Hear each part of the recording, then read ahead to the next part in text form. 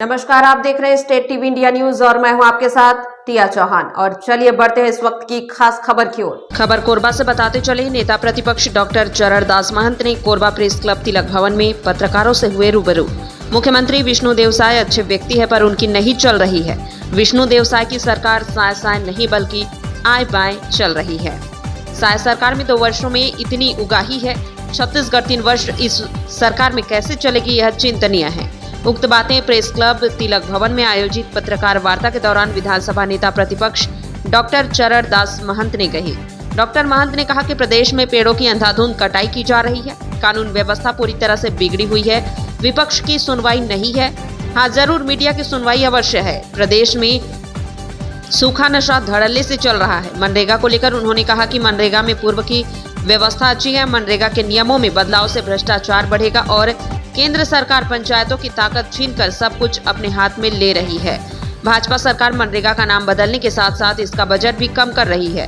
मजदूरों के अधिकारों का हनन हो रहा है। उन्होंने कहा कि समाज, धर्म, जंगल, जमीन और आदमी को बांट देना चाहते हैं।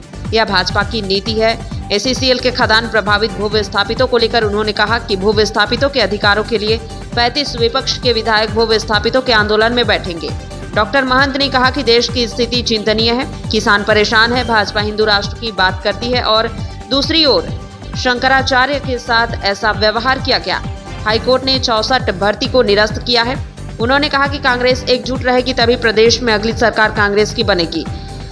एसआईआर को लेकर उन्होंने कहा कि फॉर्म 7 में कम से कम 5 लोगों के नाम काटे गए हैं। हर बूथ में 200 नाम काटे जा रहे हैं। प्रेस वार्ता में रामपुर विधायक फुलसिंह राठिया, कांग्रेस नेता हरीश परसाई, कांग्रेस शहर अध्यक्ष मुकेश राठौर व ग्रामीण अध्यक्ष मनोज चौहान उपस्थित थे। स्टेट टीवी इंडिया न्यूज से नील पटेल की रिपोर्ट। आज ये प्रेस वार्ता नहीं थी भैया, प्रेस से मिलन था और मैं कोशिश करता हूँ कि कम से कम 1 साल में एक बार आप लोगों के बीच आके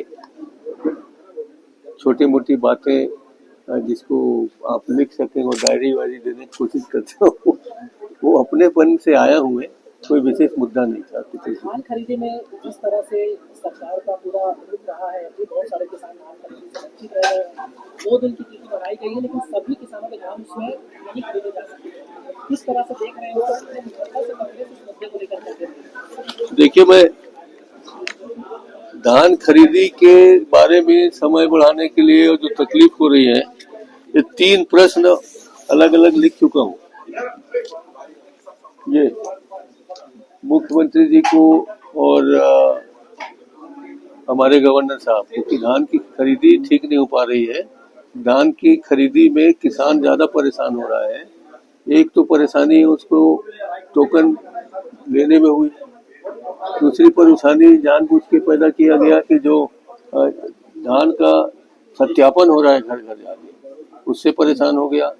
धान की खरीदी में जो ऊपर से 22.5 रुपए आता था, उसको लोग अलग से 3 से 5 रुपए तक, 7 रुपए तक अलग अलग किसानों से बोरे के नाम से, भराई के नाम से पैसे लेते थे। तब से मैं शुरू करके आ रहा हूँ, मगर इसके बाद भी इस सरकार की कान नहीं खुली और वो किसानों को लगातार कष्ट दे रहे हैं। इसकी मैं निंदा करता हूँ। आज भी मैं प्रश्न लिखने, आज और कल, क्योंकि 2 दिन और धान खरीदी होगी, इसलिए कुछ नहीं कहूँगा। परसों अब तक 2-2.25 लाख लोगों के धान बचे हुए हैं, उनको कैसे खरीद पाएंगे 2 दिनों में?